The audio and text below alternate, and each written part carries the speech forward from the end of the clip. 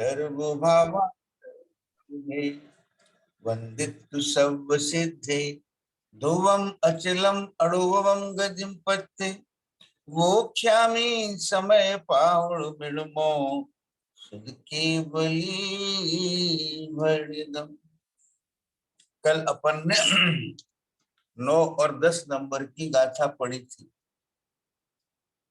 और आचार्य जी ने कहा था, क्या कहा था कि थोड़ा सा काम कर ले बेटा, थोड़ी सी मेहनत कर ले और तू शुद्ध केवली हो गया। है ना? तो कितना मतलब एनकरेजिंग बात है। थोड़ा सा शुद्ध ज्ञान से जो जानते हैं शुद्ध केवल आत्मा। और देखो इसमें सुनंदा आचार्य जी ने कह दिया कि शुद्ध केवली जो हैं उन्होंने द्वादशांग पढ़ करके क्या किया, आत्मा को ही तो जाना। तो इसका मतलब है कि आत्मा को जानने के लिए द्वादशांग का जानना जरूरी नहीं। आत्मा को जानने के लिए आत्मा का जानना जरूरी है और आत्मा को जानने के लिए थोड़े से ज्ञान की जरूरत है और थोड़ा सा अपने उपयोग को स्थिर करके सुनने की, पढ़ने की, समझने की और निर्णय करने की जरूरत है। इतना छोटा सा काम ये ऐसे हो गया जैसे सुनंदा बच्चों से कहते हैं ना, सुनंदा के बच्चे तो बहुत संस्कारी हैं। कोई बच्चे से कहे बेटा तू मंदिर होके आ, तेरे को 10 करोड़ रुपए मिलेंगे, तेरे नाम 10 करोड़ रुपए कर। इससे भी अनंत गुनी ज्यादा वैल्यू है। बोलो अरे अरे बेटा तू एक बार पर से परांग मुख होकर के, है ना, अपने शुद्धात्म स्वरूप का, अपने परमात्म स्वरूप का अनुभव कर, तू शुद्ध केवली। बोलो सर, अब ये मत कहना कोई कि शुद्ध केवली तो पर्याय दृष्टि है। शुद्ध केवली होना तो पर्याय दृष्टि है और अपन तो पर्याय दृष्टि नहीं है ना? पर्याय दृष्टि नहीं होना, हाँ जी माला बहन जी, पर्याय दृष्टि नहीं होना है, कोई बात नहीं, सॉरी। अब इसमें 11 नंबर की गाथा में कह रहे हैं जो पढ़ेंगे अपन, बहुत सुंदर गाथा है। देखो आज इसको थोड़ा अलग तरीके से पढ़ेंगे, बिंदु थोड़ा सा अलग तरीके से, पहली से लेकर के और एमए तक की पढ़ाई करेंगे आज। ये कह रहे हैं शुद्ध नए भूतार्थ है, अभूतार्थ है, व्यवहार में भूतार्थ की ही शरण गए, यह आत्मा सम्यक लही। ठीक है, शुद्ध नए भूतार्थ है। शुद्ध नए माने क्या बिंदु, कि तुम्हारा परमात्म स्वरूप भूतार्थ है। एक तो शुद्ध नए वो वाली भूतार्थ है, परमार्थ स्वरूप को बताने वाली शुद्ध नए, वो तो अपन ने पहले पढ़ ली। अब क्या तुम्हारा परमात्म स्वरूप ही भूतार्थ है और बाकी सब अभूतार्थ। देखो तुम पंकज हो, तुम सुनंदा हो, तुम मोहित, तो क्या है ये व्यवहार ने। व्यवहार ने क्या कहता है कि ये तुम नहीं हो, लेकिन तुम अपने को ऐसा मानते आ रहे हो, अब ऐसा मानना छोड़ो। ये उधर इशारे करता है। तो कह रहे वो व्यवहार में अभूतार्थ है। तो कह रही है मम्मी पना, पापा पना, पति पत्नी, व्यापारी, ये सब करें अभूतार्थ है। तो अनादि काल से ये जीव, बोलो स्वीकार होता है तुम्हें कि मैं मम्मी हूं, मम्मी मानना अभूतार्थ से कोई काम का नहीं है, इससे कोई प्रयोजन की सिद्धि नहीं है। मैं दादी हूं ये मानना अभूतार्थ है, कोई सिद्धि नहीं प्रयोजन। ये तो पहली क्लास की बात है, बल्कि नर्सरी की बात है। तो व्यवहार ने एक बड़ा सुंदर लिखा हुआ है, उसमें मूल गाथा में शायद है, व्यवहार ने सब ही अभूतार्थ, टीका में है सब ही अभूतार्थ।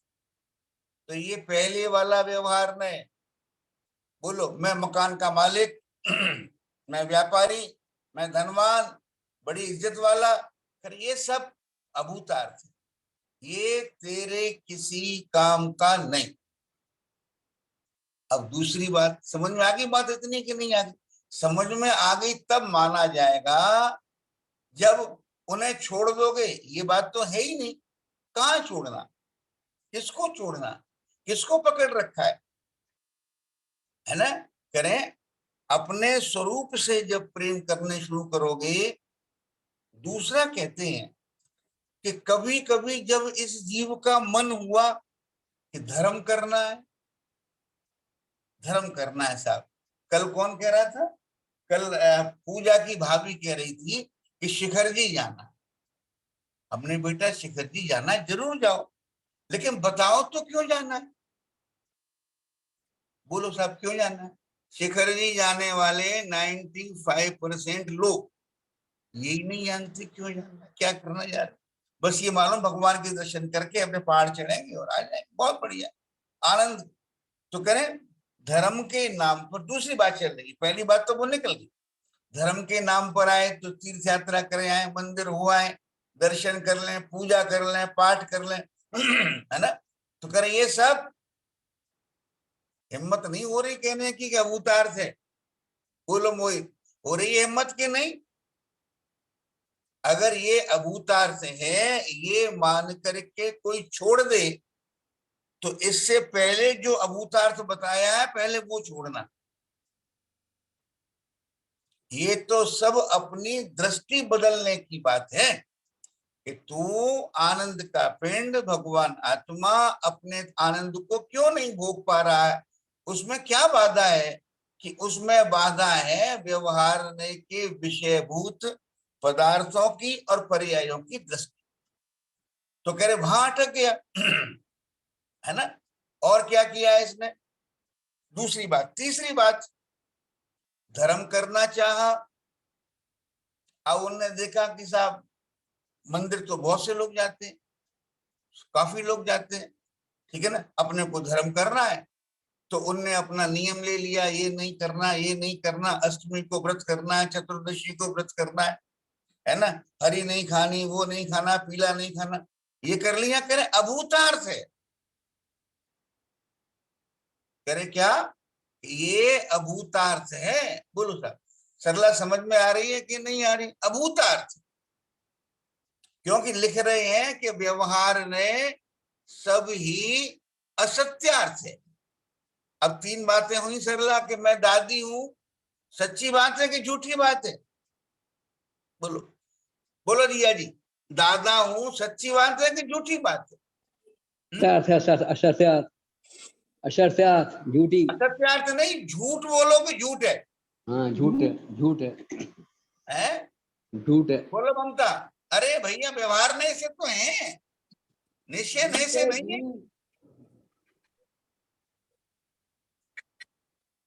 नहीं पड़ रही हिम्मत कहने की झूठी बात है, झूठी बात है, झूठी बात है। तो ये तो पहले देखो। और सुनो सरला, कि मंदिर जाने से, तीर्थ यात्रा कर लेने से, दान देने से धर्म होगा, ये सत्यार्थ है कि सत्यार्थ है? लिख रहे हैं साफ, असत्यार्थ है। असत्यार्थ होने के कारण अभूतार्थ, तुम्हारे किसी काम की नहीं। और शरीर आश्रित क्रियाओं में उलझ गए, ये करना वो करना। आज भी हमारे जो पैमाने हैं, हमारे जो पैमाने हैं नेहा, वो पैमाने क्या है कि देखो साहब फला व्यक्ति बहुत धर्मात्मा है, इतने नियम पालता है, ये करता है वो करता है। अभूतार्थ है। किसके लिए अभूतार्थ है? जो अपने परमात्म स्वरूप में लबालब भरे हुए आनंद को भोगने का अधिकारी होने के बावजूद भी कह रहे उधर दृष्टि नहीं करता। ठीक है, तो ये क्रियाकांड भी अभूतार्थ है। फिर क्या करें? अब स्वाध्याय करने लगे, फिर कि साहब वो ग्रंथ वो ग्रंथ, अभूतार्थ। इसके बाद कहां पर आ गए?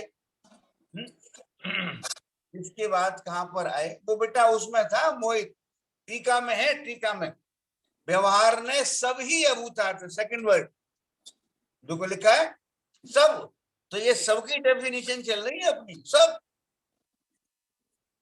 अब आए, अब वो स्वाध्याय करने लगे, ठीक है ना, साहब ये पढ़ लो, अंकल वो वो पढ़ तो लो, वो पढ़ लो, अंकल टीका में तो सही लिखा है। टीका में सब लिखा है ना।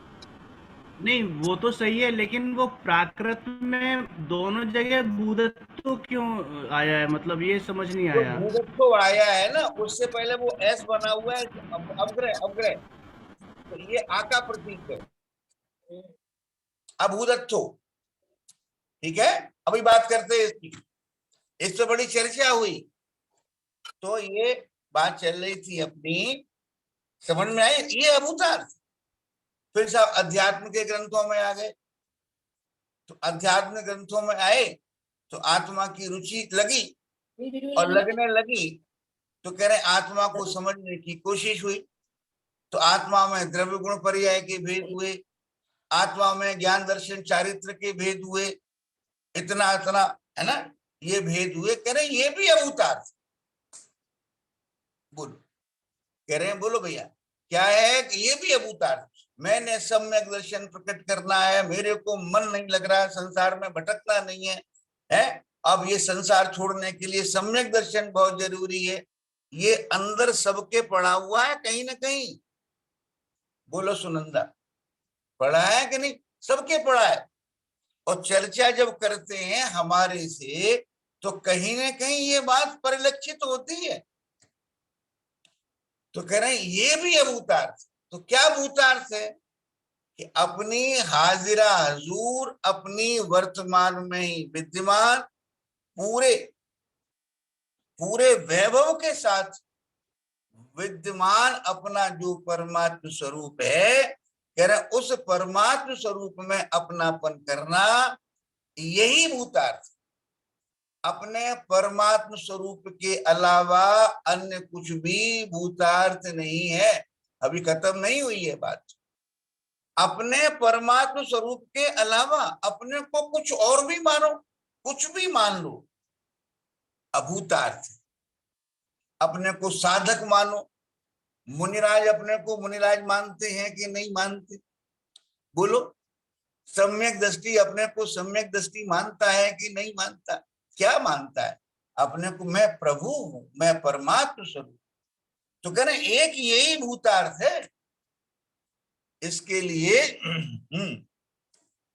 उसमें तो अभूतार्थ क्या क्या है, ये बात याद रहेगी, अभूतार्थ क्या क्या है? तो इससे अपने को ये बता रहे हैं वो अटको नहीं कहीं पर। अपन लौकिक में भी देखो, एक बार क्या हुआ, आज से 26 साल पहले मैंने बिल्कुल, मुझे कुछ नहीं आता था, मैं संध्या बहन जी को लेने के लिए रेलवे स्टेशन पे गया, उनके साथ एक नीलम बहन थी, तो बोली कोई स्वाध्याय करते हो? वैसे ही चलते चल रहे हैं, बात हो रही है, मैं नहीं, हम तो बहुत स्वार्थी हैं। तो बोले स्वार्थी तो आत्मार्थी होता है। स्व माने क्या, स्व माने मैं, और अर्थ माने प्रयोजन, और अपने प्रयोजन की सिद्धि में लगा रहे हैं, उसका नाम स्वार्थी है। देखो जैन धर्म के शब्द देखो, बोले स्वार्थी नहीं हो आप, परार्थी हो। समझ में आ रही बात कि नहीं आ रही? तो कह रहे ऐसे ही बहुत अद्भुत चीज है।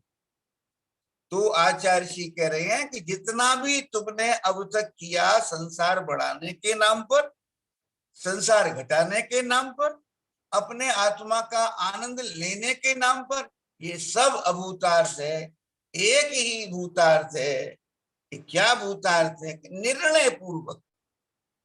हाँ ये बात कर रहे थे अपन स्वार्थी शब्द से पहले ये बात करना चाह रहे थे, किस पर ये व्यवहार ने काम का है, काम का है, काय काम का है कि ये बताता है कि तुम ये नहीं हो। ये छोटी बात है। बोलो, आप जा रहे हो, एक व्यक्ति कहता है अपन कहीं जा रहे, हमारे इटावा में एक जगह 6 राह, चौराहे तो बहुत सुनोगे, वहां 6 रास्ते जाते हैं। अब हमने पूछा भैया वो रमेश का मकान कहाँ है? इस गली में। बोला इस गली में तो नहीं है। ये कहाँ है? कि ये तो पता नहीं मेरे को कहाँ है, लेकिन इसमें नहीं है, इसमें नहीं है और इसमें नहीं, ये पक्का पता है। उसका उपकार है कि नहीं? उसका उपकार है। तो व्यवहार ने कहा तुम 1 करोड़ जीवन निकाल दो, 1 अरब जीवन निकाल दो, इनके पीछे लगे लगे करे कुछ नहीं होने वाला। तो व्यवहार ने का उपकार है कि नहीं? लेकिन अपना काम निकल गया, अब हटो वहां से, अब हटो वहां से, ऐसे आगे।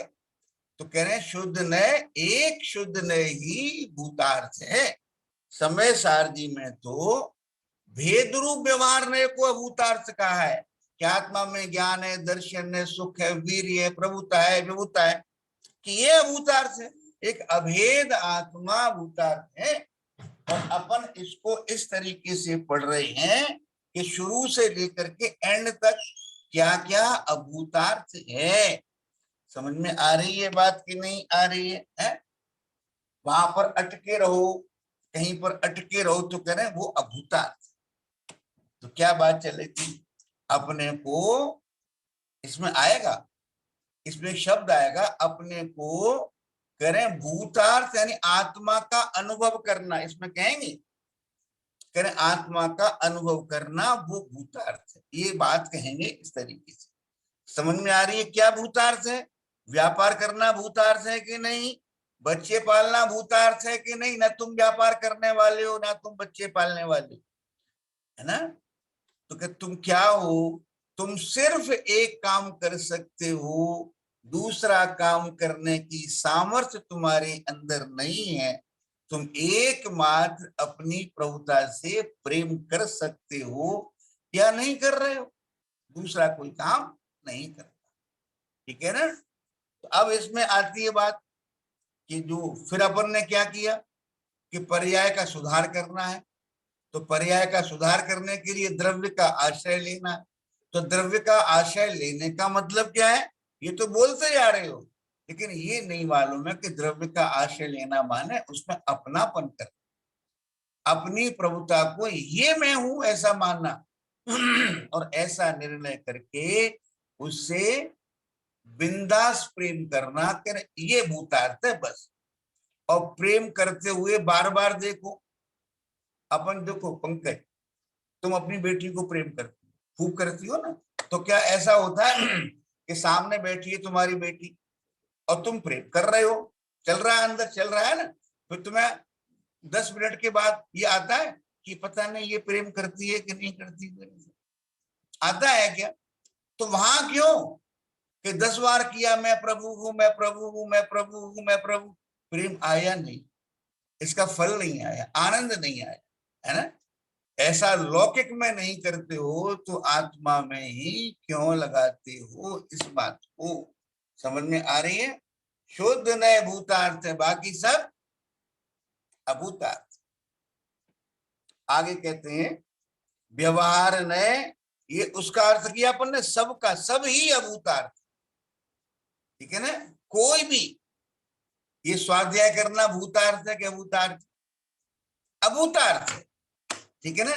लेकिन स्वाध्याय के बिना अपने आत्मा को समझ नहीं पाओगे, उसकी महिमा समझ नहीं पाओगे, और उसमें जो आनंद भरा हुआ है उसका लाभ कैसे लेंगे समझ नहीं पाओगे। लेकिन ये स्वाध्याय ही करते रहो और प्रेम वही करते रहो, किनसे? जो व्यवहार का विषय है उससे, चाहे वे भले ही भगवान हो, चाहे भले ही परिवार हो, है ना?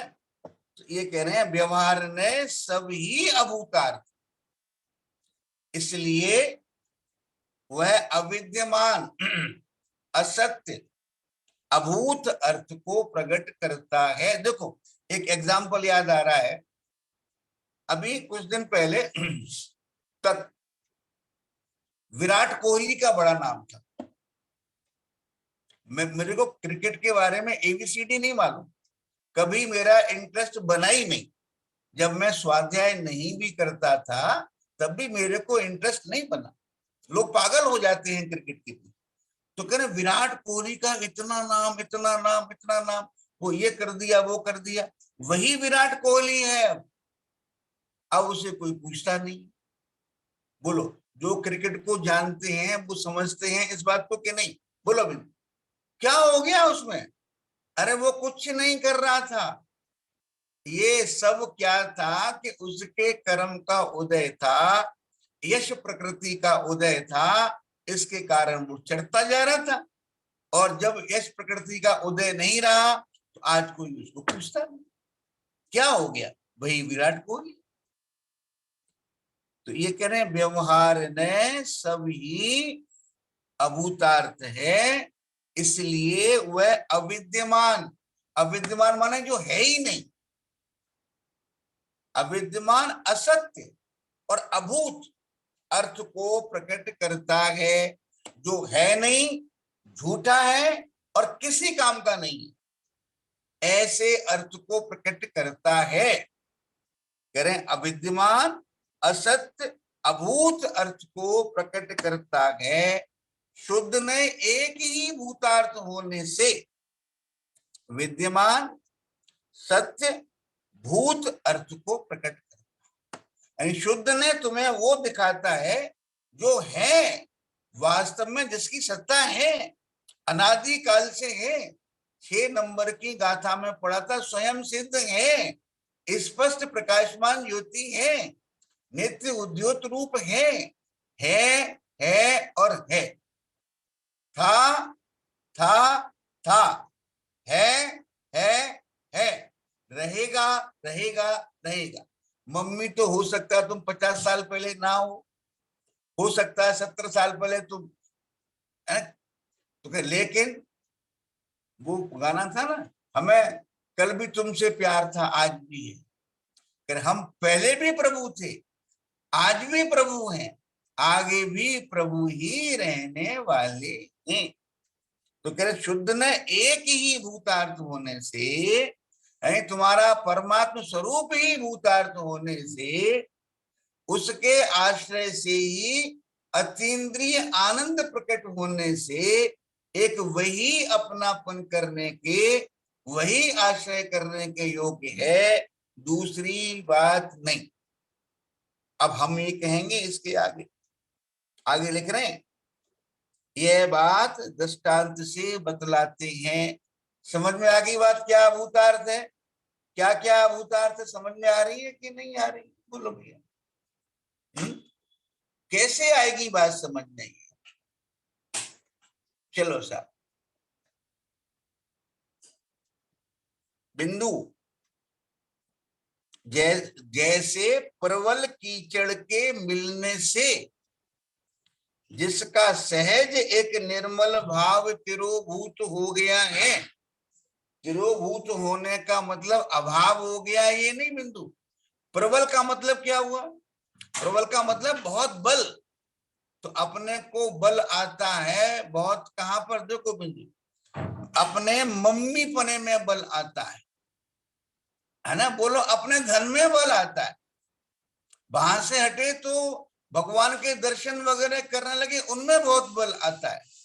नियम संयम में बहुत बल आता है, जो भी जहां खड़ा हुआ है। स्वाध्याय में बहुत बल आता है। तो कह रहे इन सब के चक्कर में तुम्हारा जो परमात्म स्वरूप है वो तिरोभूत हो गया है, अभाव नहीं हो गया। समझ में आ रही है बात कि नहीं? बोलो भैया, क्या कह रहे हैं? तिरोभूत हो गया। इतना ही नहीं कह रहे हैं कि तुम्हारे व्यापार के चक्कर में तिरोभूत हो गया है, बाल बच्चों के चक्कर में। तुम जहां भी लगे, जो लगनशील व्यक्ति होता है ना, जहां भी लगता है तो उससे लगता है, मेहनत से लगता है। अंकल ओझल हो गया, वर्ड यूज कर सकते? ओझल हो गया। हाँ, कर सकते हैं। ओझल का मतलब होता है बेटा थोड़ा क्या कि दूर हो गया है।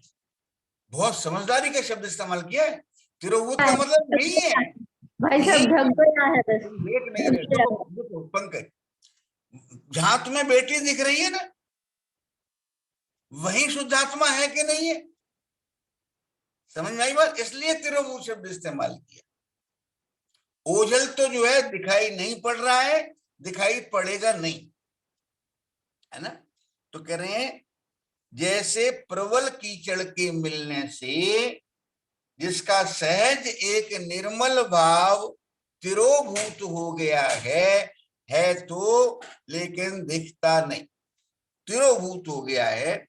ऐसे जल का अनुभव करने वाले पुरुष जल और कीचड़ का विवेक ना करने से, देखो, जल और कीचड़ का विवेक ना करने से बहुत से तो उस जल को मलिन ही अनुभव करते हैं, है ना। बड़ी सिंपल सी बात कह रहे हैं। मलिन माने गंदा, पानी गंदा है ना। वो ये भी कौन, अब यहाँ पर बात किसकी, वो जल पर नहीं जाना सुनंदा, करें अभी अपने को करें अनुभव करते हैं, यानी अपने को मम्मी डैडी ही मानते हैं, अपने को रागी द्वेषी ही मानते हैं, अपने को कर्मों से बंधा हुआ ही मानते हैं, है ना। और अपन तो संसार में फंसे हुए ऐसा ही मानते हैं, अपने को तो कर्मों ने जकड़ रखा, कर्म छोड़ेंगे तब अपन कुछ कर पाएंगे, ऐसा ही मानते हैं। ठीक है ना। तो कह रहे हैं जल और कीचड़ का विवेक न करने वाले बहुत से तो उस जल को मलिन ही अनुभव करते हैं। मलिन अनुभव करने का मतलब क्या है, जो दो बातें, एक तो मलिन अनुभव करते हैं इसलिए पी नहीं पाते उसको, और एक मलिन अनुभव करते हैं लेकिन विषयों की प्यास ऐसी लगी हुई है कि उसको पी जाते हैं और मर जाते हैं। समझ में आई बात कि नहीं? क्या आई बात कि अपने मम्मी पने को पी रहे हैं, अपने पापा पने को पी रहे हैं, यानी अपने को ऐसा मान रहे हैं, तो अंत में क्या होगा कि इस पर्याय से खाली हाथ ही जाने वाले हैं। जो मेरे ख्याल से उसमें आया है मोहित, समय सार अनुशीलन में शायद भागल जी ने लिखा है कि ऐसे लोग या तो पानी को गंदा मान करके पीते ही नहीं है तो बिना पिए मर जाते हैं, और कुछ उसको गंदा मान करके प्यास की तीव्रता में, राग की तीव्रता में करें उसको पी जाते हैं और पी करके गंदगी से मर जाते हैं। ऐसे ही अपन देख लो, जो निर्णय करना चाहते हैं वो इतने इतने परिकर में भी कर्मों के, राग के, बाल बच्चों के, व्यापार दुकान के, करें इसमें उलझे हुए जो जीव हैं, ठीक है ना, तो कह रहे वे अपने को मैं प्रभु हूं ये स्वीकार नहीं कर पाते। ये स्वीकार करने के लिए जरूरी है, 8 नंबर की गाथा निकल गई ना, कि किसी ने कहा और एकदम अपने को लगा अद्भुत बात, इतना उपयोगी नहीं होता उनके पास, और इसी में वो चले जाते हैं। किंतु बहुत से उस जल को मलिन अनुभव करते हैं सुनंदा, बहुत से माने 99.9%। और देखो वो जो जल है ना, वो वाला जल गंदा वाला, वो तो केजरीवाल ने साफ कर लिया। हमने देखा था आज से 40-45 साल पहले आगरा में, वो तुम्हारा है ना सुनंदा वाटर वर्क्स, अब पता नहीं काम करता है कि नहीं करता है। वहां जो पानी साफ होकर के आगे पीने के लिए जाता था, उस पानी में कुत्ते मरे हुए पड़े होते थे, और वो जो उन्होंने सिस्टम लगा रखा था सब निकाल करके, सारी गंदगी निकाल करके फिर वो पानी पीने वाला आगे जाता था। लेकिन ये यहाँ नहीं कर पाते अपन, यहाँ नहीं कर पाते। देखो, और पानी में जो न दिखाई देने वाली गंदगी है वो भी मंजूर नहीं, वो अपन क्या करते हैं, आरओ लगा लेते हैं, अब एल्किलाइन की मशीन लगा लेंगे, आयन एक्सचेंज लगा लेंगे, लेकिन करें ये शुद्धात्मा तो जैसा है ठीक है, उसमें नहीं लगाते कि वो मशीन नहीं लगाती। तो कह रहे हैं किंतु कितने ही अपने हाथ से डाले हुए ततक फल के पड़ने से, देखो समझ में आ रही है बात कि नहीं आ रही है? बहुत सरल भाषा में समझाने की कोशिश चल रही है, और जहां जहां अटकते हैं हमें ऐसा लगता है, बोलो भैया बोलो, कहाँ गई तुम राजकुमारी? माला बहन जी भी दिखाई नहीं पड़ी, हाथ दिखाई पड़ती। बोलो गुण भेदों में अटकते हो कि नहीं अटकते हो? माला बहन जी बोलो, अटकते हो गुण भेदों में कि नहीं अटकते हो? है द्रव्य गुण पर्याय के भेद में अटकते हो कि नहीं अटकते हो? कर्मों से भयभीत होकर के हाय बंधे अटकते हो क्या है? राग करने योग्य है, करने योग्य नहीं है, कभी इसमें अटकते हो? जाकर के चौड़े में बैठ जाते हैं, आ जाओ सब लोग, आ जाओ सब, आ जाओ और लूट लो मेरे। इसलिए आज जरूरत पड़ी ये A to Z भेद ज्ञान कराने की। बोलो, नहीं तो अपन पहले यही करते थे ना कि भेदों में अटक जाते हैं। अब आज मैंने सोचा कितने अटक रहे हैं भेदों में। भेदों में अटकने का मतलब है कि अपन अपने भेदों का चिंतन करें और उन भेदों को अभेद में गर्वित करके मैं प्रभु हूं यहां तक नहीं आ पाए, बे अटके भेदों में। बोलो बोलो राजकुमारी ईमानदारी से। अभी 4-5 दिन पहले बताया था ना, ज्ञान को फैला करके देखना, श्रद्धान को फैला करके देखना, चारित्र को फैला करके देखना। अपने को लगता है अपने को ज्ञान की महिमा आती है? अरे ये तो उसको करण जैसे ज्ञान की महिमा आती है, दर्शन की महिमा आती है, चारित्र की महिमा आती है, लेकिन इन भेदों की महिमा को एक अभेद की महिमा में गर्वित नहीं कर पाता। ठीक है ना? गाथा में तो उसकी बात है, लेकिन अपने को अगर चलो जिनवाणी की एक बात भी अपने को पल्ले पड़ जाए नेहा, अपने को कर्मों से बंधा हुआ ही मान ले, तो 50% जीवन सुधर जाएगा। आपके आगरा के एक विद्वान थे पंडित वीरेंद्र कुमार जी, आगरा वाले, तुम्हें नाम सुना ले या नहीं सुना होगा? है, मेरे अच्छे मित्र थे वो, बिंदु। वो कहते थे भाई साहब ये शरीर मेरा नहीं है, शरीर से भिन्न हो जाए ये मान लें शरीर मेरा नहीं है, तो कहते हैं 50% से ज्यादा काम हो जाता है।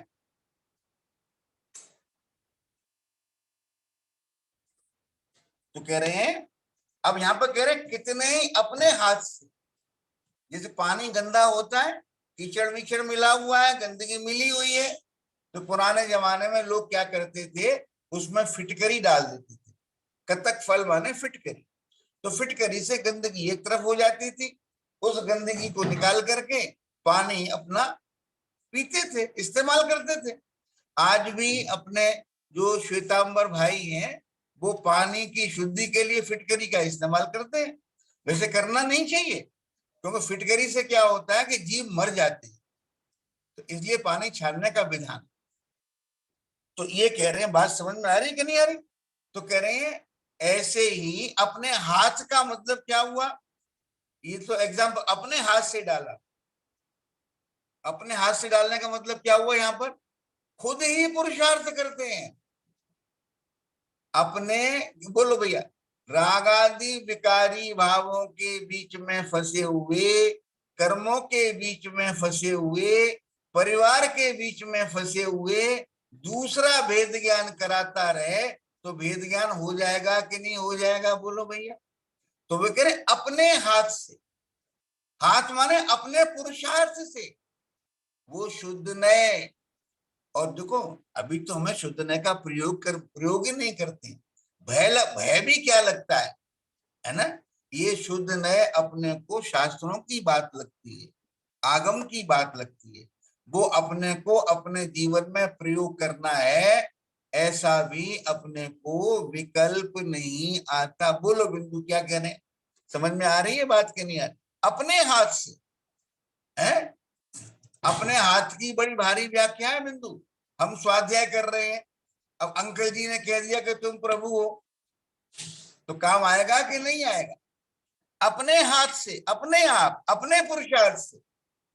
वहां जो पानी गंदा होता है ना, बोलो पानी गंदा आया तुम्हारे पास, तो क्या करते हो? अपने हाथ से। तो कह रहे जैसे अपने हाथ से डालते हैं और उस जल को, कूड़ा अलग, गंदगी अलग और स्वच्छता अलग, और स्वच्छ का पान करते हैं, ऐसे ही कह रहे तुम कहां पर गंदगी क्या है? क्या है गंदगी? गंदगी है, बोलो क्या है गंदगी? कोई बताएगा क्या गंदगी? हिम्मत नहीं पड़ेगी। कि ये परिवार गंदगी है, ये व्यापार गंदगी है, जो तुम्हारा उपयोग खाते हैं वो सब गंदगी है। तो डालो कतक फल, डालो शुद्ध नय, तो क्या निकल के आता, सारी गंदगी एक तरफ हो जाती है और अपना परमात्म स्वरूप दिखता है। परमात्म स्वरूप ही शुद्ध नय है, तो कह रहे अब उसका अनुभव करो। बोलो क्या कह रहे हैं साहब, अजीत भाई साहब, समझ बात व्यवस्थित हो रही है कि नहीं हो रही है? बिंदु बोलो, समझ में आ रही है? डालो कब तक फल, कौन रोकता है? अब इसमें दो बातें, कोई और डालेगा तो कह रहे कुछ नहीं होगा, और तुम डालो तो रोकने वाला कोई नहीं है। बोलो, तुम्हें बिंदु, तुम सोचो मैं प्रभु हूं, निर्णय पूर्वक बल आए, ठीक है ना, सोचो तो गुंजन डिस्टर्ब करेगी, मम्मी तुम क्या सोचती रहती हो? कोई नहीं करता। आप अगर वो कतक फल डालो, अगर आप शुद्ध नय का प्रयोग करो और शुद्ध नय का प्रयोग करके जो शुद्धात्मपना अपने सामने आता है उसका सेवन स्वयं करो, तो कोई रोकने वाला नहीं है। रोकने वाला बोलो है कि नहीं है? चलो साहब आगे चलते हैं अपन।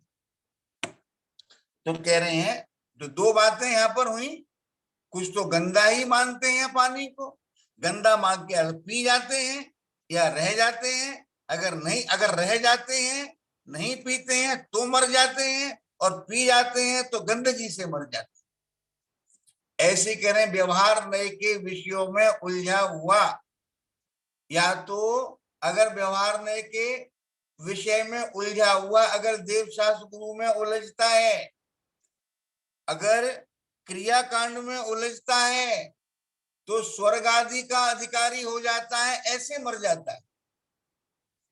और जो परिवार व्यापार आदि में उलझा रहता है वो नरक आदि का अधिकारी हो जाता है, वो ऐसे मर जाता है।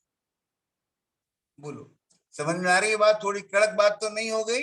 कोई बुरा लग रहा हो भैया बोलो, माला बहन जी बोलो, बरका गड़बड़ तो नहीं लग रही है? जिस लकड़ी पे बैठे हैं उसी को काट रहे हैं। सत्य है। हाँ, कह रहे हैं भैया इसी प्रकार प्रबल कर्मों के मिलने से जिसका सहज एक ज्ञायक भाव चिरोभूत हो गया है, इसका मतलब है कर्मों के उदय में प्राप्त होने वाले संयोगों में, ज्ञान में बनने वाले उनके गेयाकारों में जो उलझ गया है, उसका सहज एक ज्ञायक भाव वहां पर होने के बावजूद भी उसकी दृष्टि में नहीं आता। निर्णय करने की सारी सुविधाएं होने के बावजूद भी निर्णय करने में आलस करता है, या निर्णय कर लेने के बाद भी अपनी भावना नहीं भाता। ये सारी बातें एक साथ अपने को समझ लेनी चाहिए।